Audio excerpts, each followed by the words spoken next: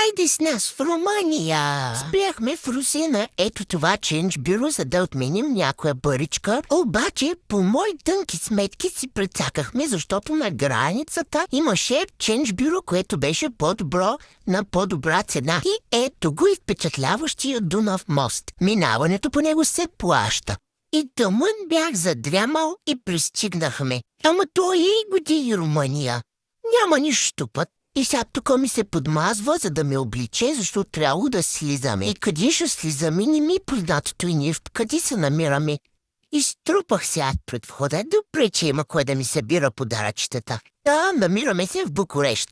И тук нашите наели един апартамент, докато аз съм спал, те са го избирали. И освен да е лукс, да може и с мен да се настанят, за да не вие отвънка предходната врата като чакал. Обаче, какво да ви кажа? Голям шоу. С тия врати ни върви. Не можем да влезем в апартамента. Винаги като се настанявам, някъде имаме проблем с вратите. От главния мозък ли сме караци, не знам. В Румъния процедират така.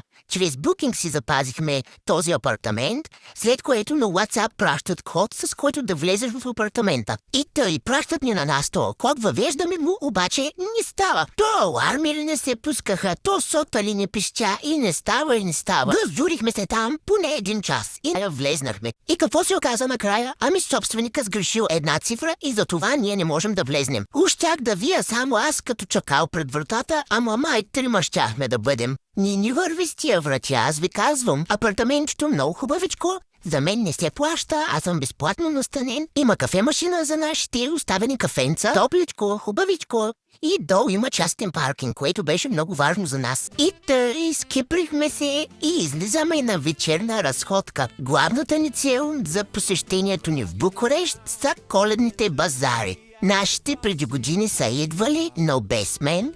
Пак са ме пратили при някоя баба да ме гледа, а пък те тук ахо-ихо. И гледайте какво става, огромен базар. Има концерти, музичка, представление, обаче е някаква страшна лудница. Много хора навсякъде, блъсканица, едни километрични опашки. И то така хич не е приятно. Макар че е много красиво, но просто има прекалено много хора и не можеш да се насладиш на абсолютно нищо. Път камо ли да вземеш нещо да дегустираш? То докато се наредиш на опашката, докато изчакаш да дойде твой ред, ще ти мине глада. Обаче, виж, за виното е друга работа. Нашите се уредиха с чаша греено винце. Атракция бяха тия дамата, но не и повече от мен, защото всички ми се радваха. Ама аз съм си чаровен, където и да отида привличам погледи. Обаче, глада е по-силен от тока, така че наредихме се. Опашки, не опашки, трябва да се яде. От всякъде мирише на вкусно. Румънски деликатеси, суджучета, луканки, много вкусни неща. Понамазах и аз тук-там нещичко.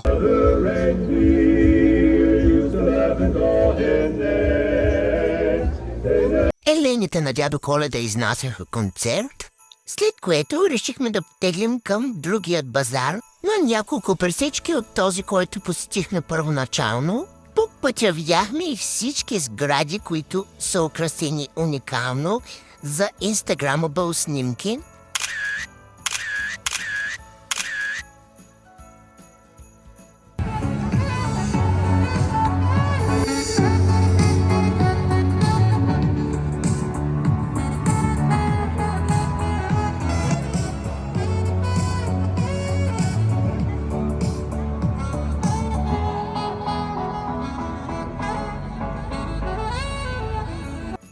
Тъй, послушахме хубава музика, разходихме се из този базар, разгледахме навсякъде, снимахме се на красивите места.